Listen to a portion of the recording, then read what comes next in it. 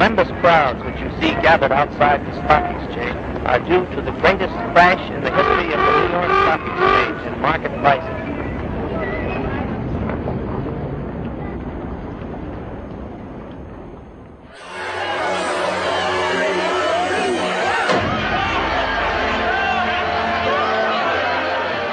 December 31st, New Year's Eve. The crash and its terrible consequences were still in the future. Financial leaders, everyone, celebrated what had been a decade of prosperity and boundless upwards. They thought the party would last forever. They called it the New Era.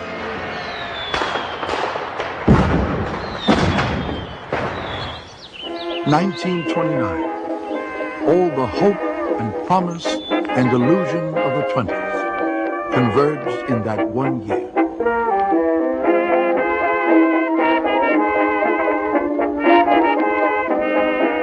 The United States is afflicted with new eras. Let us not think for a moment that the illusion, the aberration of the 1920s was unique. It is intimately a part of the American character.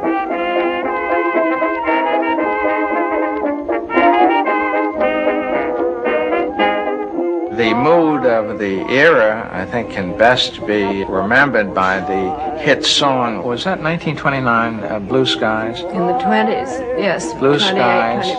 Smiling at me. Yeah. Nothing but blue skies do I see. Yes. Never saw the sun shining so bright. Never saw things going so right. Gray days, all of them gone.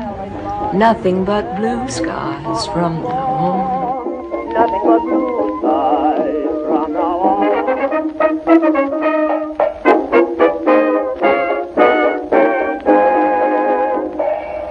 That was the whole tenor of the day. I mean, people believed that everything was going to be great always. Always. There was a feeling of optimism in the air that you cannot even describe today. And everybody seemed to have an interest in the stock market. Certainly the bootblack, the tailor, the grocer owned shares of one kind or another. This was the first time that many ordinary Americans had begun to invest in stocks. A stock, a share of a company, is bought and sold here on the floor of the New York Stock Exchange. The stocks themselves have no fixed value. As in an auction, if the stock is in demand, its price goes up. No demand, and the price goes down. For almost 8 straight years, stock values had been rising. By 1929, there seemed to be no upper limits in this world of paper, numbers, and dreams. It was an arena of unbounded opportunity where somebody like my grandfather could come into it and make a fortune. So many people made so much money in the market that late in the 20s it seemed that you just couldn't go wrong buying stocks in American companies. Here was a whole new way to make a fortune. Unlike the Carnegies and the Rockefellers of previous decades who built steel mills and dug oil wells, men like Michael Meehan, Jesse Livermore, and Charles Mitchell had amassed their fortunes buying and selling stocks, pieces of paper. The public was fascinated. Bankers, brokers, and speculators had become celebrities, and they lived like royalty. I can hardly believe that a family lived in this kind of a house. I mean, today it would be almost unbelievable. 6 stories and these great big rooms. Enormous. We counted it up the other day. We had 16 live-in help in this house. Not counting the chauffeurs and others. Not counting the chauffeurs. Aside from all the help we had in the Tuxedo Park house and the Southampton house as well. But those days are gone forever.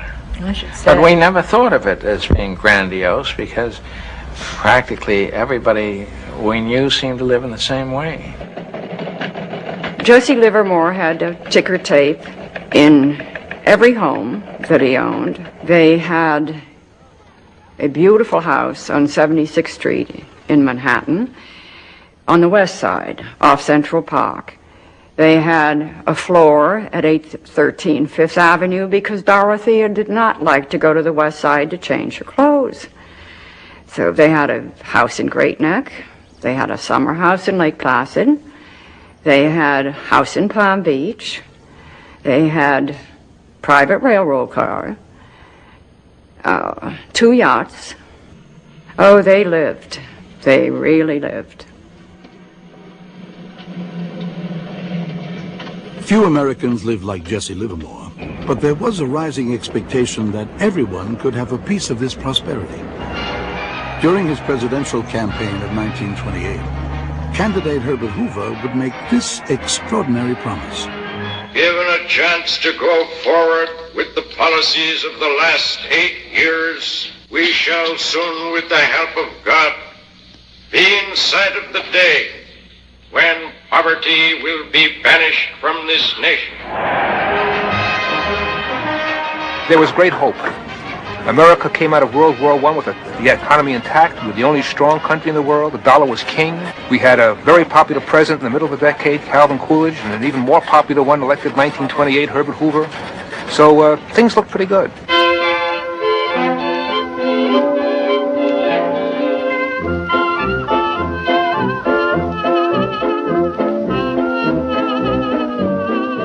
The economy was changing in this new America. It was the dawn of the consumer revolution. New inventions, mass marketing, factories turning out amazing products like radios, rayon, air conditioners, underarm deodorant. This is a period in which the American household gets the washing machine, gets a refrigerator, goes off gaslight and gets electricity in some cities. This is a period in which people would buy little plugs to put into the outlets in the wall so the electricity wouldn't leak on the floor. What will they think of next was a 1920 saying. This new things were continually coming out. And there were new things which you could enjoy, not just for the few. One of the most wondrous inventions of the age was consumer credit. Before 1920, the average worker couldn't borrow money. By 1929, buy now, pay later had become a way of life.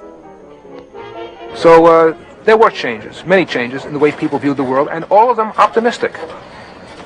You extrapolate the curve, and what do you have? Permanent prosperity. That was a term one heard in the late 1920s. We're entered an age of permanent prosperity. Wall Street got the credit for this prosperity, and Wall Street was dominated by just a small group of wealthy men. Rarely in the history of this nation had so much raw power been concentrated in the hands of a few businessmen. Men like William C. Durant. It's almost impossible to realize the power and the significance of the man. In Flint, when Mr. Durant came to Flint occasionally, people used to say, Durant is in town. Just like that, Durant is in town. He was bigger than life. Earlier in the century, Durant had founded General Motors. Now, he made his money on Wall Street. Backed by Midwestern auto industrialists, he controlled so much money that he could single-handedly drive up the price of a stock and then sell, reaping huge profits. He was just at the apotheosis, at the maximum of his power. He managed, according to the voices of the time, according to what was said, anywhere between $2 to $5 billion, which in those days was fabulous. The market was filled with bulls, and he was the bull of the bulls. Durant came to Wall Street as one of the titans of industry. Jesse Livermore, whose fortune was estimated at over $100 million, never did anything in his life but play the market. Everything Jesse Livermore touched turned to gold, it seemed. All he had to do was to press a button and the stock would go up 10 points. And that meant, of course, that Jesse Livermore would make a lot of money. So The average American would look at this and say, gee, if only I knew what he was doing, I could make money too. How do you get in on Jesse Livermore's brains? Livermore was a speculator, pure and simple. He didn't study the health of a company. He didn't care whether it made a profit or paid a dividend. For him, the stock market was an abstract game of numbers. Money was not the end for this man at all. Money was a very peripheral thing for him. But beating the odds, winning the game, that was his objective. He was a numbers man. He lived by the numbers. He took an elevator by the numbers. He came into town by the numbers. Everything was done by numbers.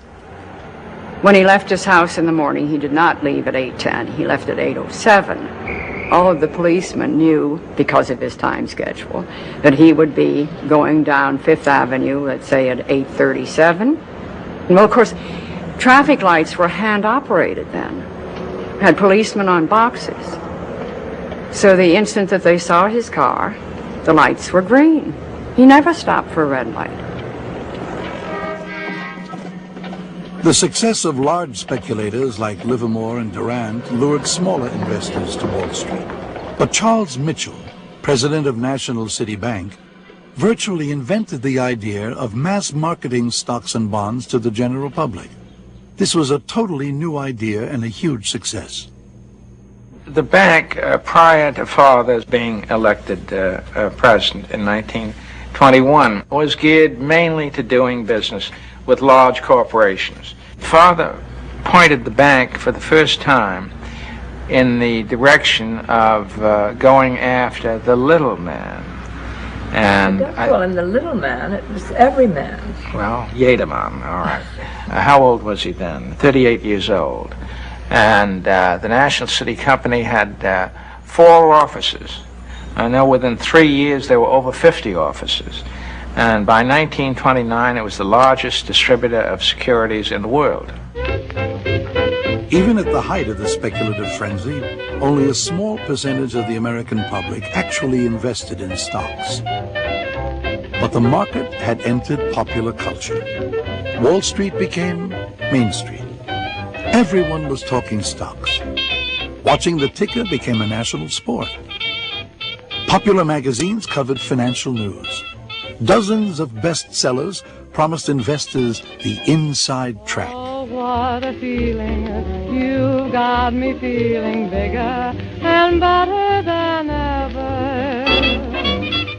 The characters in the popular comic strip Gasoline Alley were investing in a company called Rubber Keyhole. Stock tips came from everywhere. Some investors followed the advice of Evangeline Adams, an astrologer. She was able to calculate the variations of the stock exchange so accurately that there was practically no difference to having read it in a ledger somewhere. Among her more interesting clients were Charles Chaplin, Mary Pickford, and J. Pierpont Morgan. In February, Evangeline Adams looked at the stars and predicted a dramatic upswing in stock prices for the coming months. I'm looking up at the sky. I see the clouds rolling by.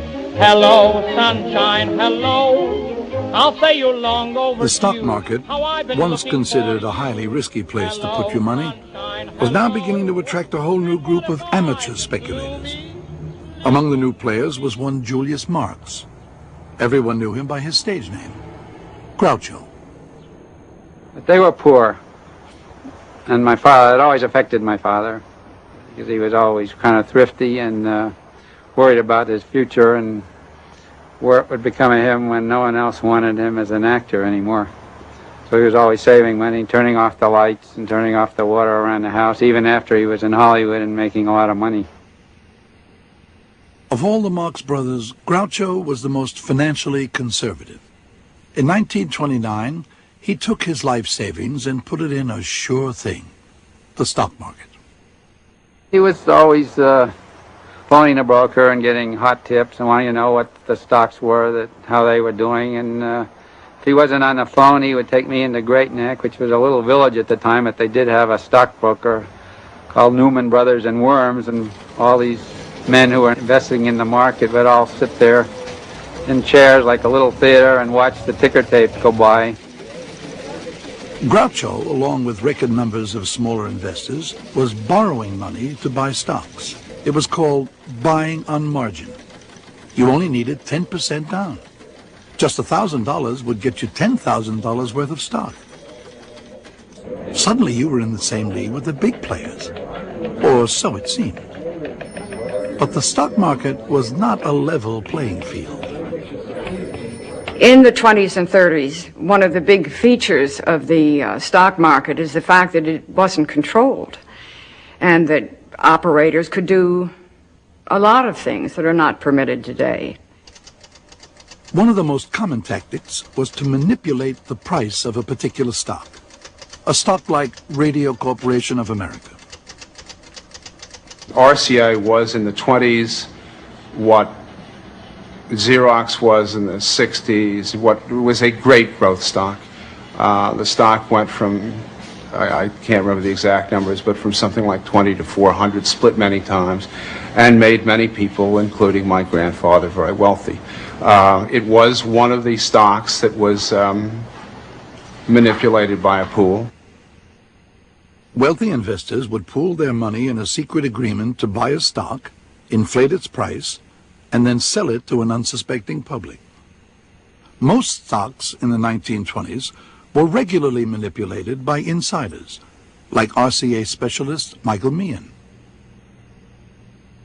In those days, that was legal, and it was quite common practice for a group of Wall Streeters to take a stock in hand, and they would acquire a position in the stock early on, and then they would see to it that there was good press on the stock, a lot of publicity.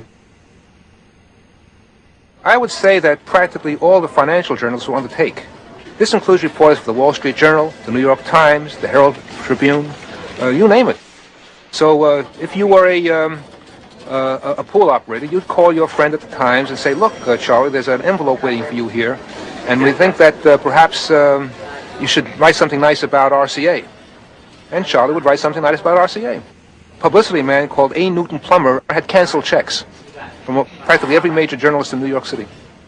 Then they would begin to what was called painting the tape, and they would make the stock look exciting. They would trade among themselves, and you'd see these big prints in RCA, and people will say, oh, it looks as though that stock is being accumulated. Now, if they are behind it, you want to join them. So you go out and you buy stock also. And what's happening is the stock goes from 10 to 15 to 20, and now it's at 20 and you start buying. Other people start buying, 30, 40. The original group, the pool, they stop buying. They're selling you the stock. Now 50, and they're out of it. And what happens, of course, is the stock collapses. On March 8, 1929, Michael Meehan began one of the most successful pools on Wall Street. From the 8th to the 17th, Meehan and the pool pushed up the value of RCA almost 50%. On March 18th, they sold and divided up their profits. In today's money, they had made $100 million for 1 week's work. The pools were a little like musical chairs. When the music stopped, somebody owned the stocks, and those were the sufferers.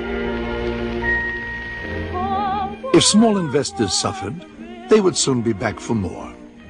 They knew the game was rigged, but maybe next time they could beat the system. If you want the rainbow, you must have the rain. Wall Street had its critics, among them economist Roger Babson. He questioned the boom and was accused of lack of patriotism, of selling America short. Roger Babson warned of the speculation, said there's going to be a crash, and the aftermath is going to be quite terrible. And people jumped on Babson from all around for saying such a thing, so that people who were cautious about their personal reputation who did not want to call down on themselves a lot of calumny, kept quiet. Mobster Al Capone was not a cautious man. From his Chicago headquarters, he condemned the wild speculation on Wall Street. It's a racket, he said. Those stock market guys are crooked. Capone invested his money in a $100 million bootleg liquor business. Business was good on Valentine's Day, 1929. He had just eliminated the competition.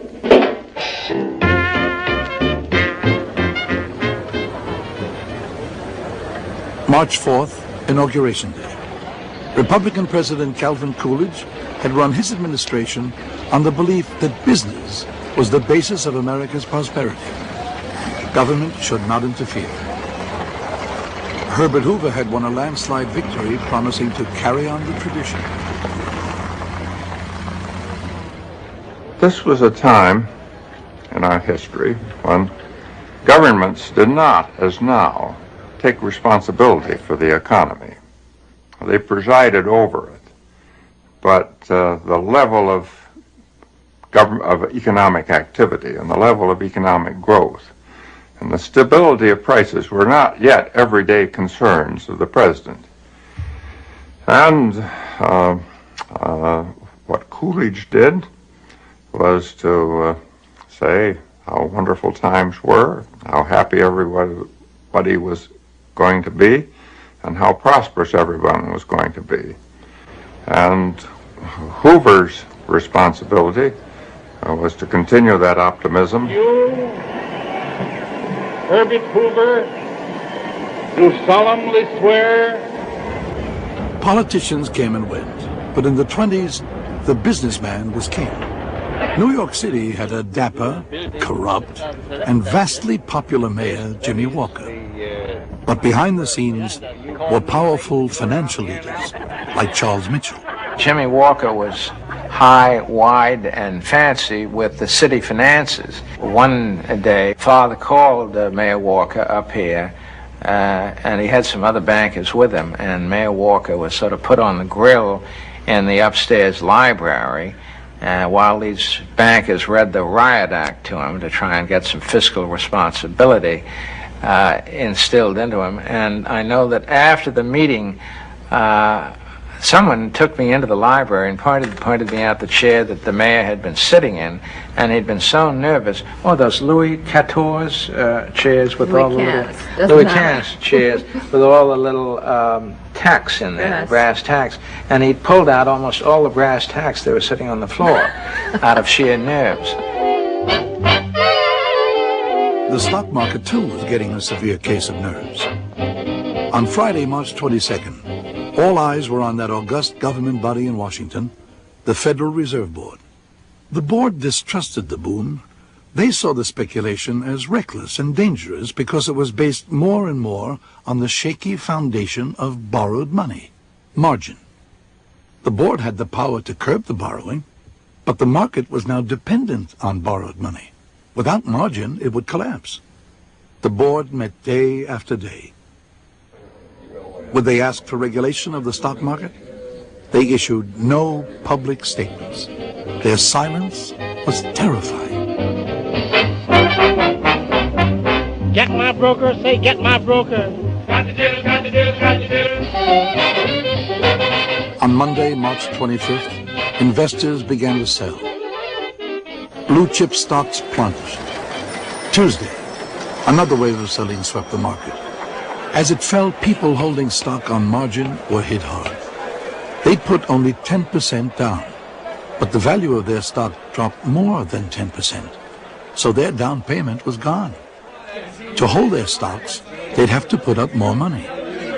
On March 26th, millions of investors suddenly found themselves in deep trouble. Your broker would call you and say, we need more money. You're wiped out. Unless you could give him more money, he would then sell the stock. Now, he would sell the stock, which would cause the stock to go down to 83, 85, 86. And now more margin calls are triggered. So one margin call triggers, another margin call triggers, another margin call, and it goes all the way down.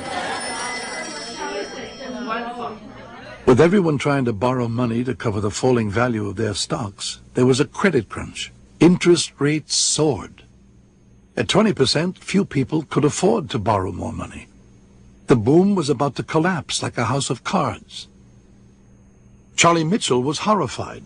His success, his entire career, his personal fortune had been based on a rising market. If nobody else was going to stop the crash, Charles Mitchell would.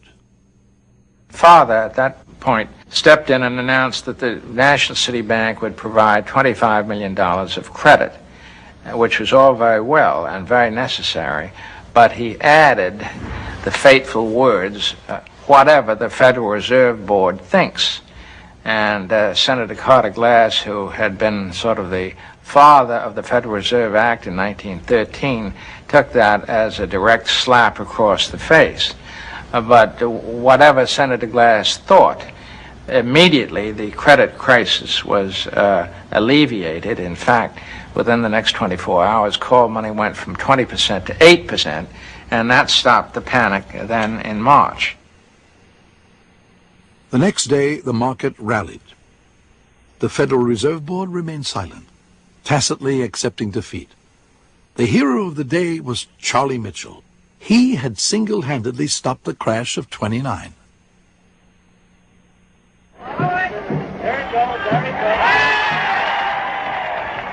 With the start of the baseball season, people quickly forgot the break in the market. New events filled the papers. There was a crisis in Nicaragua, where the nationalist hero Augusto Sandino was threatening American Marines.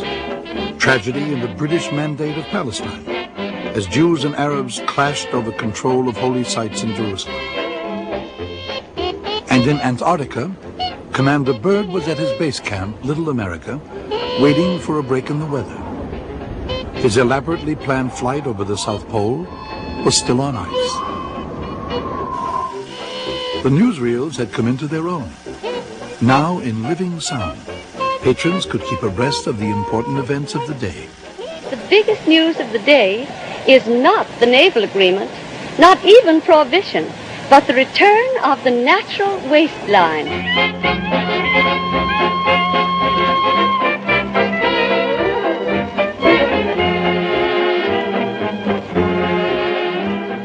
Dorothy Livermore was a typical flapper. She has to embody the funnies. She would do almost anything on an impulse. She had some priceless pieces of 18th century furniture. But the house had settled, and the floors were not level. But Mrs. Livermore didn't like to spend money that didn't show.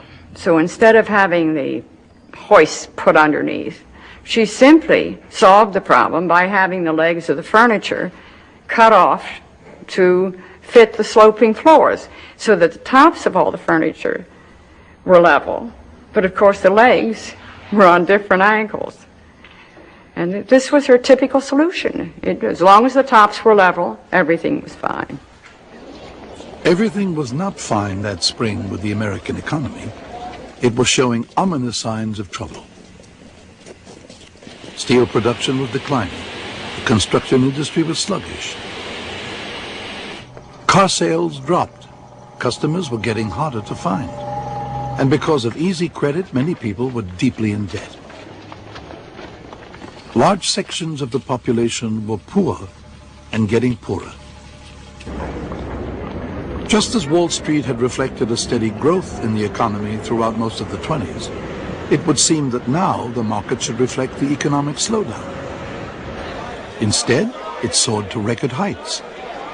Stock prices no longer had anything to do with company profits, the economy, or anything else. The speculative boom had acquired a momentum of its own.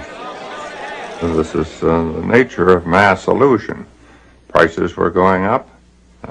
People bought. That forced prices up further. That brought in more people. And eventually the process becomes self-perpetuating. Every increase brings in more people convinced of their God-given right to get rich. The 20s was a decade of all sorts of fast money schemes. 3 years earlier, everyone was buying Florida real estate. As prices of land skyrocketed, more people jumped in, hoping to make a killing. Then, overnight, the boom turned to bust, and investors lost everything. Florida, folks, sunshine, sunshine, perpetual sunshine all the year around. Let's get the auction started before we get a tornado. Right this way. Step forward, everybody. In May, the Marx Brothers were before the cameras with their first film, The Coconuts. Its subject, the Florida land boom. Now, in 1929, the gullibility of those naive speculators was something to laugh about. 800 wonderful residences will be built right here. Why, they're as good as up. Better. You can have any kind of a home you want to. You can even get stucco. Oh, how you can get stucco. Now is the time to buy while the new boom is on. Remember that old saying? A new boom sweeps clean. And don't forget the guarantee. Groucho Marx would film these scenes and then rush to his broker to put more of his savings into the booming market. On margin, of course. Max Gordon, the Broadway producer, was also heavily in the market. And Gordon could never get over the fact that the market was going up and up and up all the time. And he said to my father, how long has this been going on, Groucho? And my father said, I don't know, but my broker down in Great Neck tells me that it's because there's a worldwide market for American goods and it's never going to go down. The market will just keep going up and up and up. May 1929. Stock prices were going up and up. With so much money to be made, people were borrowing more money than ever before to buy stocks.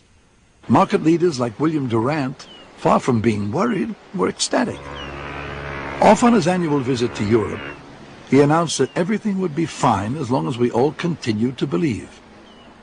Confidence, not halfway confidence, but 100% confidence, is the real basis for our prosperity. Astrologer Evangeline Adams was now putting out a newsletter.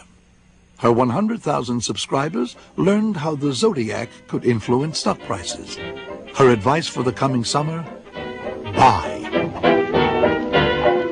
Hitting the ceiling, hitting the ceiling, breaking through to the sky. They thought this was a ride that was never going to end. It just goes on and on and on, and every day they got more money and they're counting up their paper profits, and they're selling and buying and selling, and they're doing great. Up to the top, hitting the ceiling, hitting the... Geez, I'd go to get a shoe shine and they'd say, how's the market?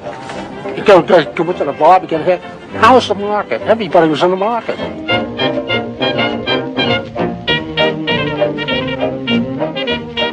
They were people who were looking for the one lucky break. People who were just hoping that they'd strike it right. You know, they take a rifle, you aim it in the ocean, and you hope to hit a fish. Along with the market, temperatures soared that summer. It was a record heat wave and a record 3 months at the exchange. Some stocks doubled in value. In June, the New York Times index of stocks rose 52 points. In July, another 25.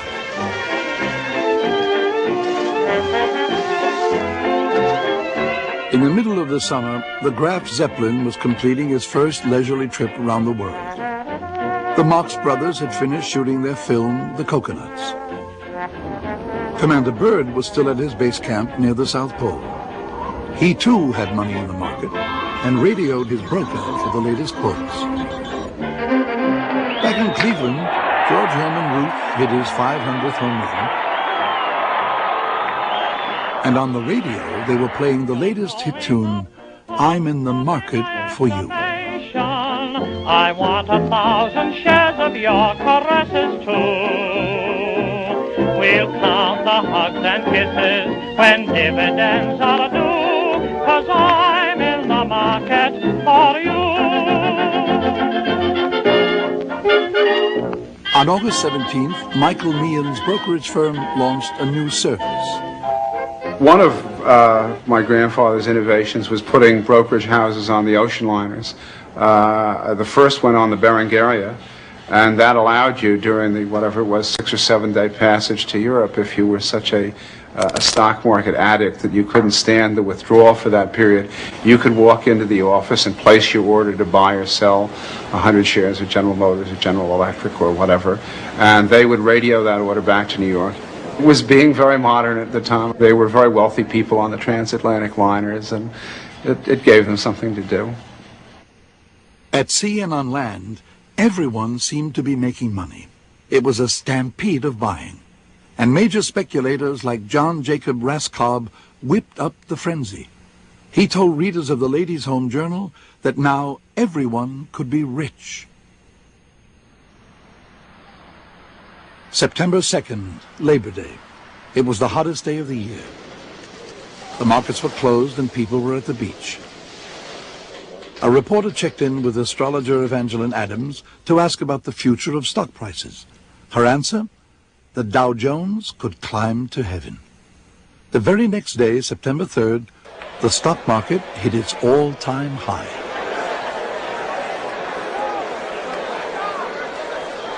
My father and I had an ongoing discussion about the stock market.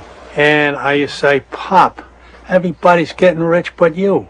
You work so hard and you're never going to make a nickel. All you do is you keep delivering these newspapers and that's about it. The guy who's shining shoes is in the stock market. The grocery clerk is in the stock market. The school teacher's in the stock market. The teller at the bank is in the stock market. Everybody's in the stock market. You're the only one that's not in the stock market. And he used to sort of laugh and say, you'll see, you'll see, you'll see. On September 5th, economist Roger Babson gave a speech to a group of businessmen. Sooner or later, a crash is coming, and it may be terrific. He'd been saying the same thing for 2 years. But now, for some reason, investors were listening. The market took a severe dip. They called it the Babson break. The next day, prices stabilized. But several days later, they began to drift lower. Though investors had no way of knowing it, the collapse had already begun. In the weeks to follow, the market fluctuated wildly, up and down. On September 12th, prices dropped 10%. They dipped sharply again on the 20th. Stock markets around the world were falling too. Then on September 25th, the market suddenly rallied. I remember well that I thought, why is this doing this? And then I thought, well, I'm new here, and these people, like every day in the paper, Charlie Mitchell would have something to say, the J.P. Morgan people would have something to say about how good things were. And I thought, well, they know a lot more about this market than I do. I'm fairly new here, and I really can't see why it's going up. But then when they say it can't go down, or if it does go down today, it'll go back tomorrow, you think, well, they really are like God. They know it all, and it must be the way it's going because they say so. As the market floundered, financial leaders were as optimistic as ever. More so. Just 5 days before the crash, Thomas Lamont, acting head of the highly conservative Morgan Bank, wrote a letter to President Hoover. The future appears brilliant. Our securities are the most desirable in the world. Charles Mitchell assured nervous investors that things have never been better. Practically every business leader in America and banker, right around the time of 1929, saying how wonderful things were and the economy had only one way to go, and that was up. Unfortunately, he didn't have a crystal ball to predict the future. There's an old saying on Wall Street that the two most important emotions are fear and greed. And you go from fear to greed in about a fraction of a second. So you're very, very greedy, and you say to yourself, I want to make more. And then the market goes down 10 points, and you get frightened. I want to keep what I have, so you sell everything. And that's how you have a panic. So you have a panic on the upside, people rushing in to get in before the train takes off, and a panic on the downside, trying to get off the train before disaster hits. Monday, October 21st. Hoover, along with the political and financial leaders of the country, arrives in Dearborn, Michigan, to celebrate the 50th anniversary of Edison's invention of the light bulb. The host is Henry Ford. The country is reminded that in 50 short years, men like Ford, Durant, and Edison had transformed America from a third-rate power into the industrial giant of the world. And while they celebrated, their world was beginning to fall apart. There came a Wednesday, October 23rd, when the the market was a little shaky, weak. Whether this caused some spread of pessimism, one doesn't know. It certainly led a lot of people to think they should get out. And so on Thursday, October the 24th, the first Black Thursday, the market, beginning in the morning, took a terrific tumble.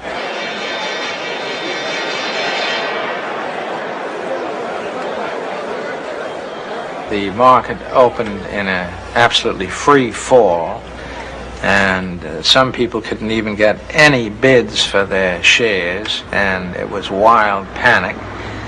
And an ugly crowd gathered outside the stock exchange, and it was described as making weird and threatening noises. It was indeed one of the worst days that had ever been seen down there. There was a glimmer of hope on Black Thursday. Directly across from the New York Stock Exchange was a low, stately building, the House of Morgan. 22 years earlier, J. Pierpont Morgan had stopped the panic of 1907. October 24th, high noon. All eyes were now on acting head Thomas W. Lamont. Tom Lamont called a number of the other bankers, like Charles Mitchell of the National City Bank, and people from the Bankers Trust, and Albert Wiggin of the Chase Bank, and so forth. There were about a half a dozen of them there. And they were gathered together to really discuss what they could do to stem this tremendous onslaught of selling stocks on the stock exchange that was taking place. About 12:30, there was an announcement that this group of bankers would make available a very substantial sum to ease the credit stringency and support the market.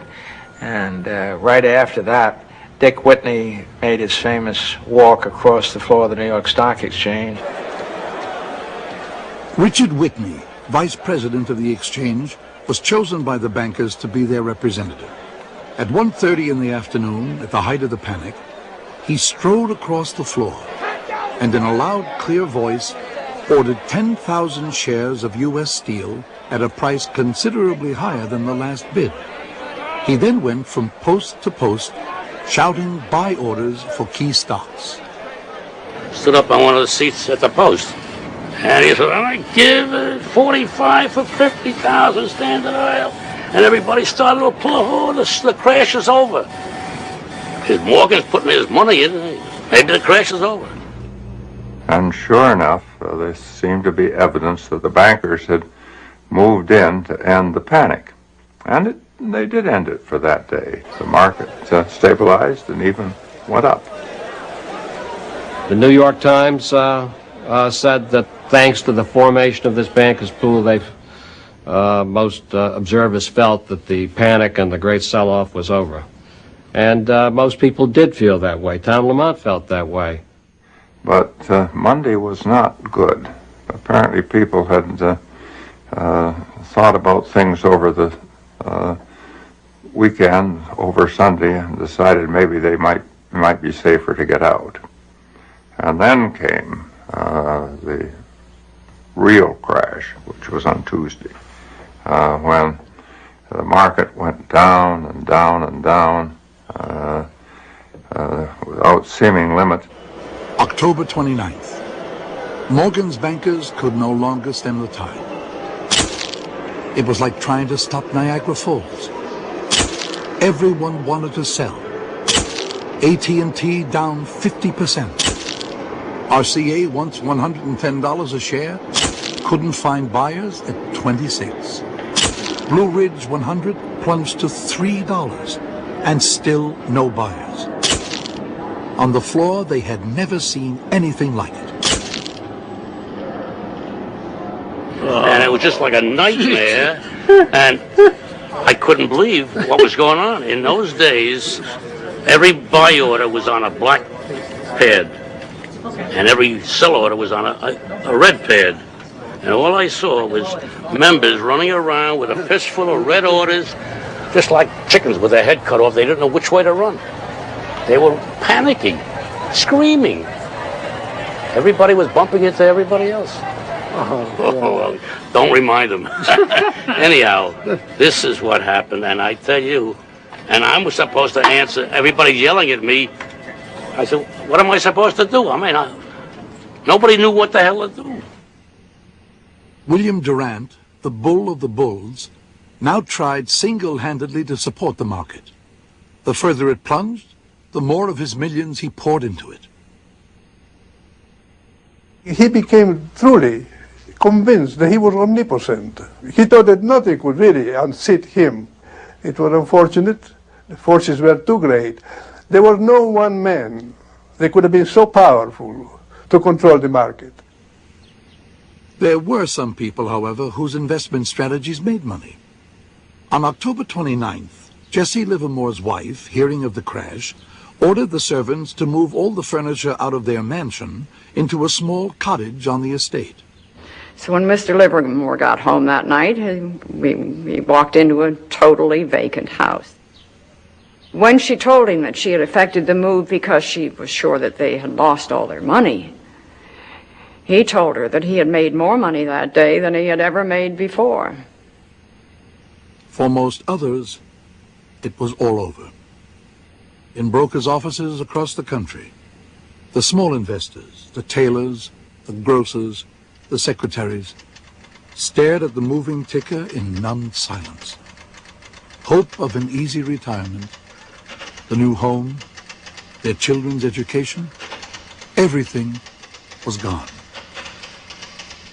My father was ready to kill himself. In the morning of the crash, he got a call, and it was Max Gordon, and Max Gordon says, Groucho, and my father said, what? And Gordon said, Groucho, the jig is up. There were all sorts of rumors, and you'd see people going down the street looking up to see if they could catch somebody jumping out the window. Now, it turned out there weren't as many people jumped out the window as they reported, but some did, and others committed suicide other ways. 500 miles from Wall Street in the Atlantic, the luxury liner the Berengaria was heading home. From Michael Meehan's brokerage office, word spread through the ship. The bottom's fallen out of the market. Men came running out of their Turkish bags and towels. Card games ended abruptly. Everyone tried to jam into the tiny office yelling, "Sell at market." They had left England wealthy men. They docked in New York without a penny.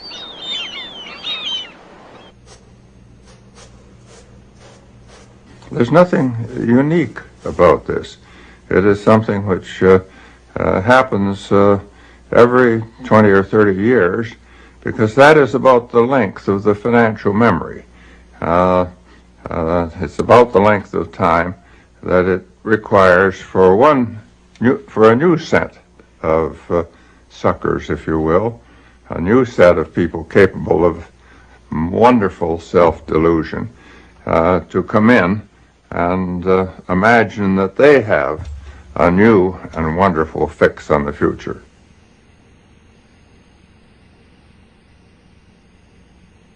In the 1930s, Charles Mitchell was hounded by Senate committees and the IRS. The crash had left him $12 million in debt. This house was taken over, of course, and things changed. And I began to know what the real world was all about. It was about time. I was 19 years old.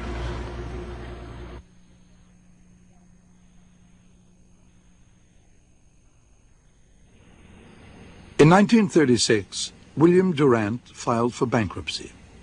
His only assets, which he valued at $250, were the clothes on his back. In the late 30s, the founder of General Motors tried his hand at everything from running a bowling alley to selling a cure for dandruff. He died in 1947, still talking about making a comeback. Herbert Hoover spent much of the early 1930s fishing. He explained in a speech that Fishing is a constant reminder of humility and of human frailty. For all men are equal before fishes. The game on Wall Street had changed a great deal for Livermore, and the SEC was becoming a powerful factor, and the rules were changed. He couldn't operate freely, buy and sell, the way he had in the past, and he couldn't adapt to the new regulations. So in a sense, his playing with the market was over. And I think a great deal of his interest in life was over at that point. The game was gone. In 1940, the day before Thanksgiving, a photographer snapped this photograph of an old and very tired Jesse Livermore. Several hours later, Livermore would go into a men's washroom and put a bullet through his head.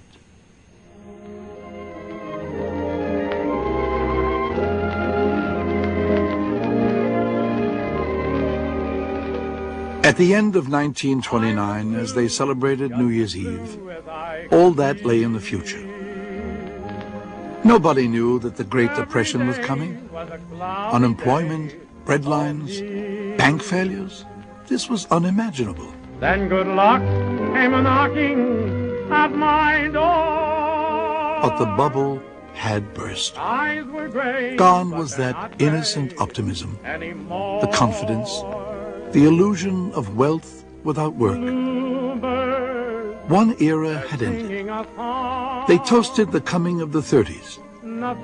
But somewhere, deep down, they knew the party was over.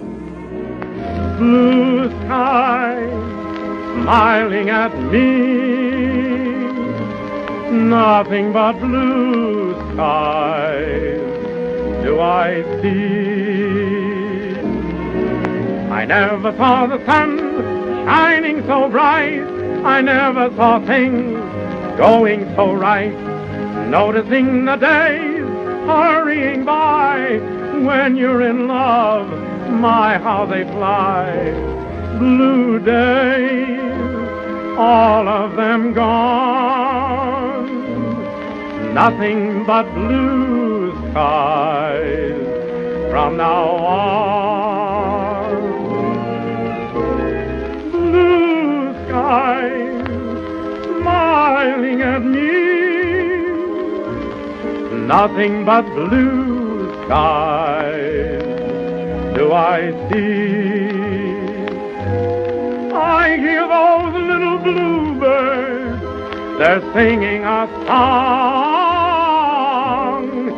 nothing but bluebirds all day long. I'm sitting on the world wearing a grin, telling the clouds that I'm not in. Blue days, all of them gone, gone.